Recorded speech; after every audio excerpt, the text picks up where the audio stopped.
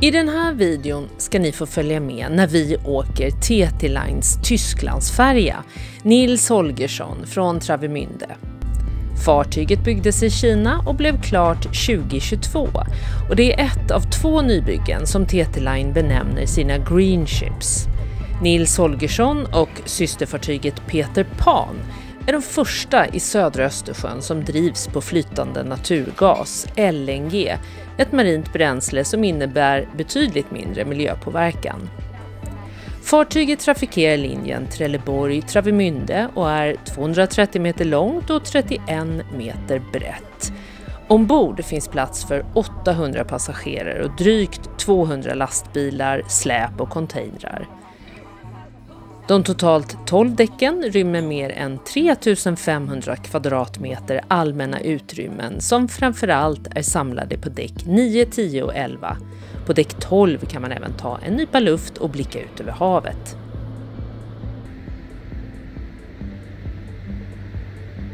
Värt att nämna är också att sedan TT Line grundades 1962 har rederiet haft hela 7 olika fartyg som alla hetat Nils Holgersson och som trafikerat Trelleborg-Travemünde.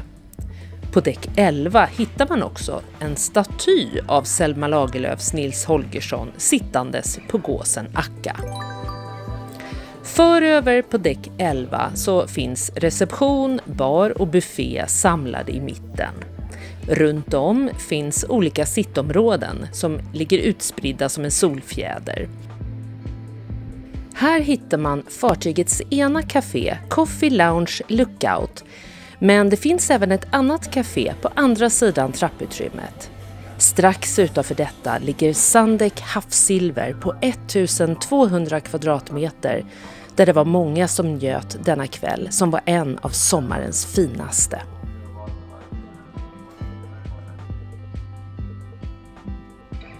Uppsala bar har troligtvis fått sitt namn av att det är en av de städer som Skånepågen Nils Holgersson besöker i Selma Lagerlöfs roman från 1906.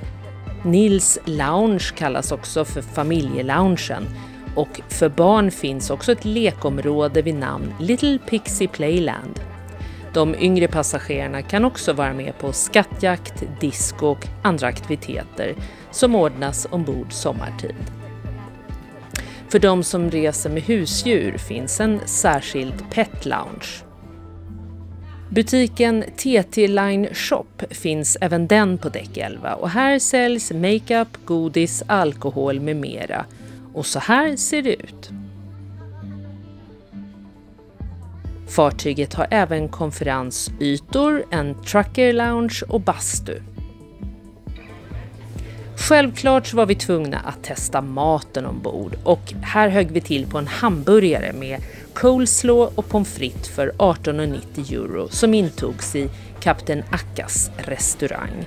Betyget blir väl godkänd, den får faktiskt en 4 på en 5-gradig skala. En sista nypa luft för kvällen fick det också bli och ute på däck var det fler som njöt när Nils Holgersson avgick från Travemünde. Skandinavien Kaj i Lübeck-Travemünde är en av de största färjehamnarna i Europa med en kajlängd på över 2 kilometer. Travemünde grundades på 1100-talet och är idag en populär badort som ibland faktiskt kallas Tysklands Saint-Tropez och har en 4,5 kilometer lång bred sandstrand.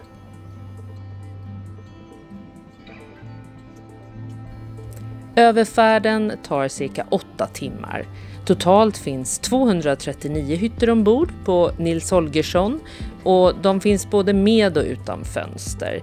Hytterna ligger på däck 9 och utöver vanliga dubbelhytter så finns det familjehytter och en VIP-kategori.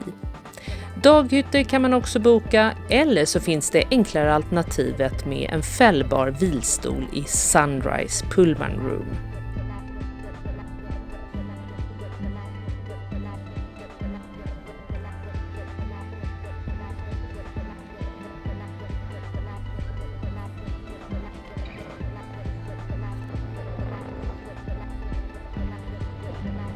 Har man inte med egen matsäck, ja då serveras en frukostbuffé ombord. 16,50 euro kostar det för vuxna och 8,25 euro för barn från 7 år. En cirka 20 minuter innan fartyget var framme så ropades det ut att det var dags att gå ner till bildäck. Verehrte Fahrgäste, wir wollen Sie darüber informieren, dass die Autodecks jetzt geöffnet sind. Strax därpå var det dags att rulla av i Trelleborg. Tack för denna gång säger vi och missa inte att läsa beskrivningen nedan också. Hej då!